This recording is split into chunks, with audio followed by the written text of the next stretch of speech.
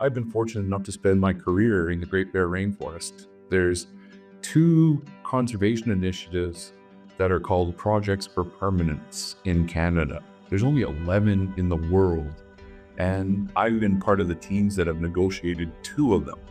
Over $430 million in conservation financing, over 3 million hectares of protected areas, an NPA strategy that is the envy of most of the marine countries around the world. But still, I can't get anyone to listen to me about aquaculture as it fits within ocean management. And the irony is starting to piss me off a little bit, actually, because what we're looking for is balance in this discussion.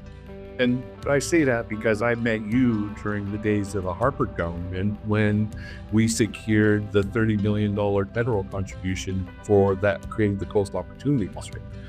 For those of you who don't know, the Coast Opportunity Fund is a $120 million economic fund that was a result of the protection regime within the Great Bear Rainforest. And so the 26 different nations within the Great Bear Rainforest all agreed to a certain amount of protection with their territories. And the conservation community brought $60 million of private funding that was matched $30 million by the province. Gordon Campbell cut a check for $30 million. And then Stephen Harper, through Minister John Baird at the time, brought out $30 million from the feds. And through that process, we started to build a conservation economy. We created 1,100 full-time jobs that weren't just the result of developing natural resources. We developed over 100 businesses that started to get our toehold in for ecotourism and other opportunities that exist. And we learned from that. One of the things we learned was if you do the protection before you do the economic development is very challenging to do because you've already set the table for what can and can't happen, and it doesn't give you the flexibility to be creative.